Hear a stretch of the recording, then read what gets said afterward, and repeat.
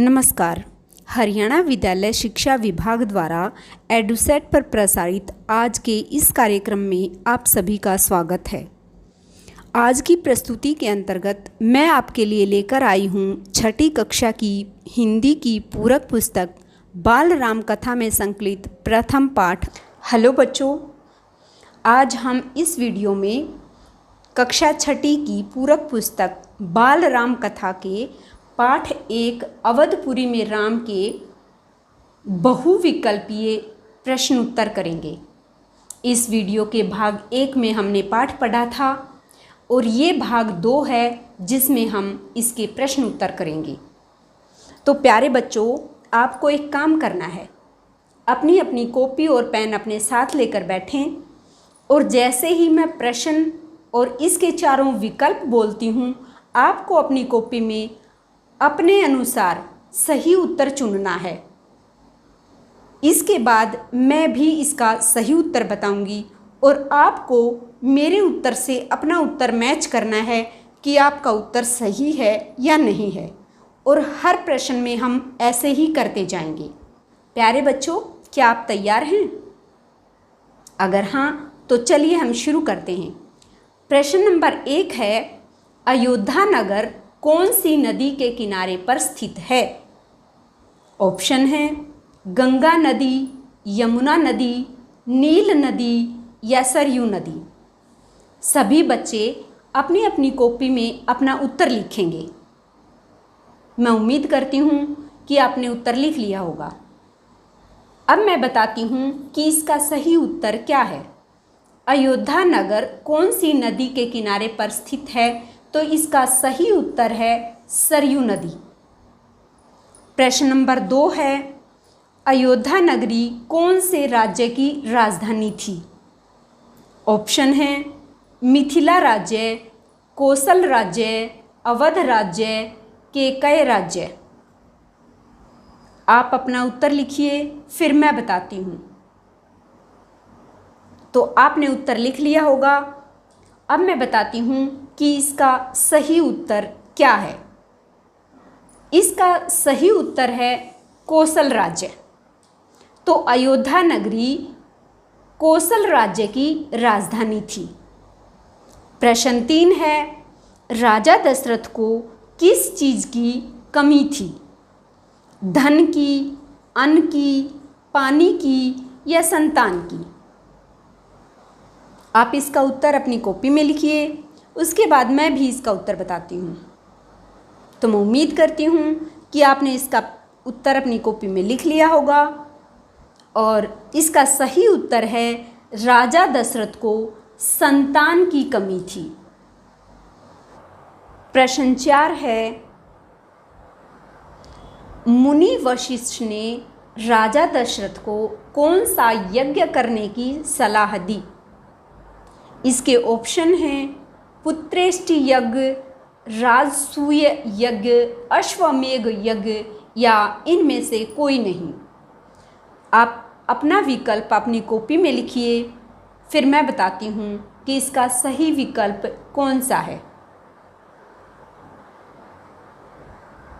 इसका सही विकल्प है पुत्रेष्टि यज्ञ।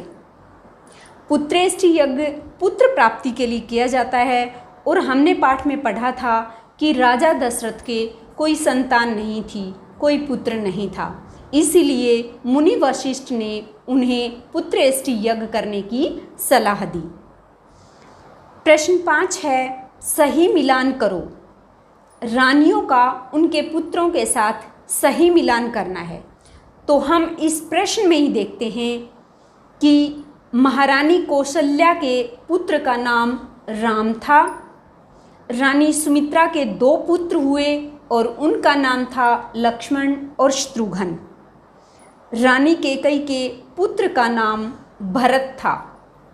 तो हमने यहाँ इनका मिलान कर लिया है। अब हम देखते हैं कि इन विकल्पों में से सही विकल्प कौन सा है। यहाँ पहला कै भाग में दिया है कि एक यानी महारानी कौशल्या के पुत्र का नाम लक्ष्मण और शत्रुघ्न है। ये गलत है, तो ये विकल्प गलत हुआ।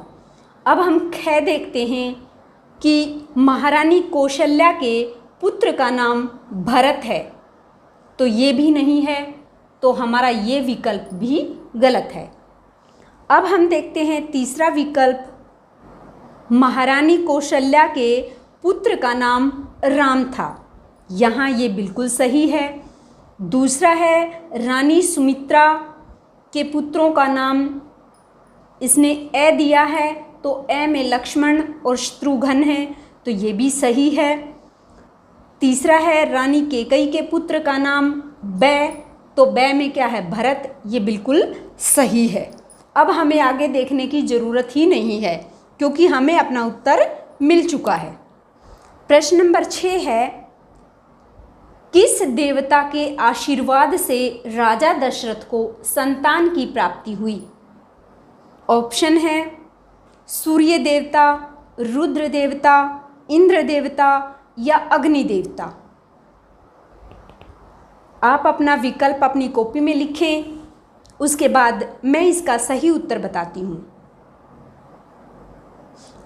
और इसका सही उत्तर है अग्नि देवता। हमें पता है कि महाराज दशरथ ने मुनि वशिष्ठ के कहने से पुत्रेष्टि यज्ञ किया था और उस यज्ञ के अंत में अग्नि देवता ने प्रकट होकर महाराज दशरथ को आशीर्वाद दिया था और उनके आशीर्वाद के फलस्वरूप ही महारानी कौशल्या ने राम को, रानी सुमित्रा ने लक्ष्मण और शत्रुघ्न को और रानी कैकेयी ने भरत को जन्म दिया था। प्रश्न नंबर 7 है, बाल राम कथा किसने लिखी? आपकी जो ये पुस्तक है इसका नाम बाल राम कथा है, तो ये किसने लिखी? इनके ऑप्शन हैं जयशंकर प्रसाद, सूर्यकांत त्रिपाठी निराला, महादेवी वर्मा, मधुकर उपाध्याय। आप सभी अपना ऑप्शन अपनी कॉपी में लिखें। अब मैं इसका उत्तर बताती हूँ और इसका सही उत्तर है मधुकर उपाध्याय। तो बाल राम कथा जो पुस्तक है वो किसने लिखी है? मधुकर उपाध्याय ने। अगला प्रश्न है प्रश्न नंबर 8, महाराज दशरथ के पिता का क्या नाम था? ऑप्शन है रघु, मधु, वीर, अज।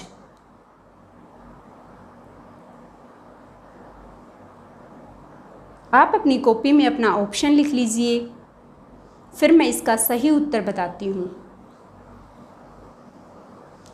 और इसका सही उत्तर है अज।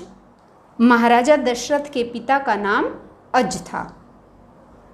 प्रश्न नंबर 9 है, महारानी कौशल्या ने कौन सी तिथि को राम को जन्म दिया? यानी राम का जन्म किस तिथि को हुआ? ऑप्शन है अश्विन माह की नवमी, अगहन माह की नवमी, चैत्र माह की नवमी या पूस माह की नवमी। आप अपना उत्तर अपनी कॉपी में लिखिए। मैं उम्मीद करती हूँ कि आपने उत्तर अपनी कॉपी में लिख लिया होगा और इसका सही उत्तर है चैत्र माह की नवमी। तो राम का जन्म कब हुआ था? चैत्र माह की नवमी को। प्रश्न नंबर 10 है, महर्षि विश्वामित्र राजा दशरथ से क्या मांगने आए?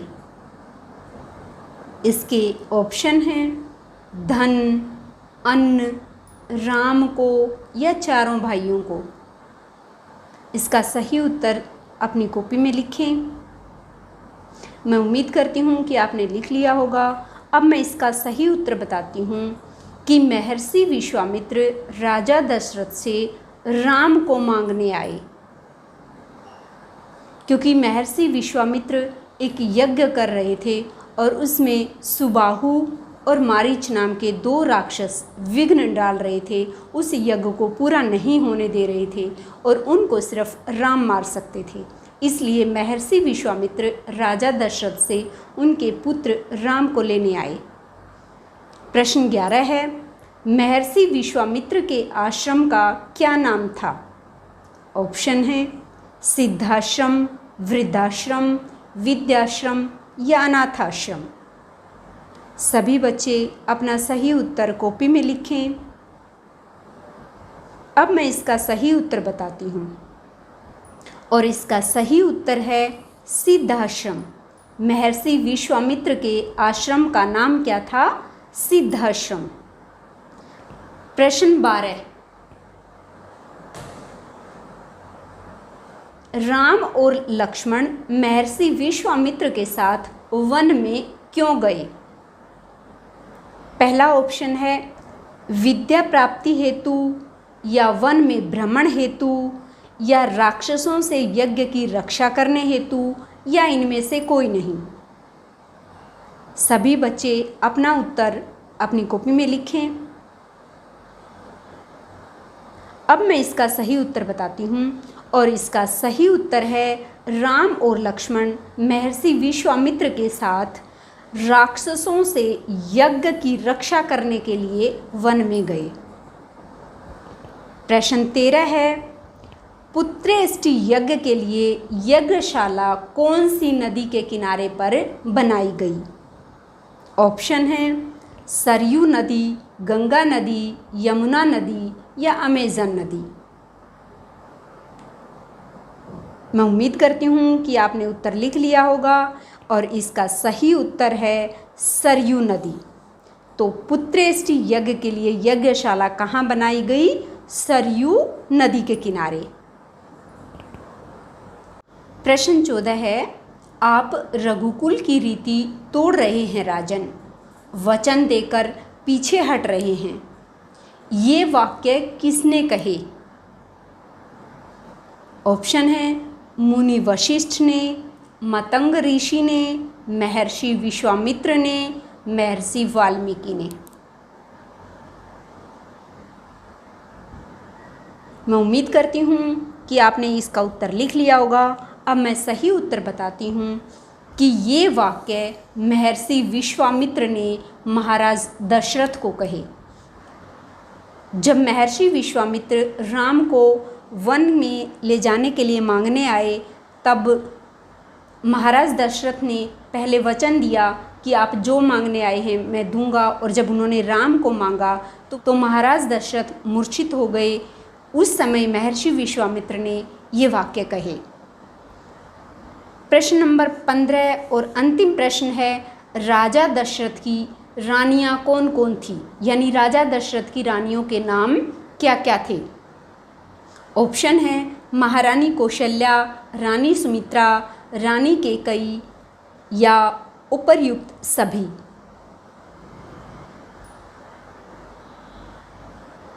सभी ने इसका उत्तर लिख लिया होगा और सभी जानते हैं कि राजा दशरथ की 3 रानियां थी और उनके नाम थे महारानी कौशल्या, रानी सुमित्रा, रानी कैकेयी। तो इसका सही उत्तर हो जाएगा उपर्युक्त सभी, यानी ये सभी महाराज दशरथ की रानियों के नाम हैं। आज हमने इस वीडियो में बाल राम कथा के पाठ 1 अवधपुरी में राम के बहुविकल्पीय प्रश्न किए। किसी और दिन किसी और वीडियो के साथ दोबारा आपसे मुलाकात होगी। तब तक के लिए आप घर में रहें, स्वस्थ रहें और घर में ही रहकर पढ़ाई करें। धन्यवाद।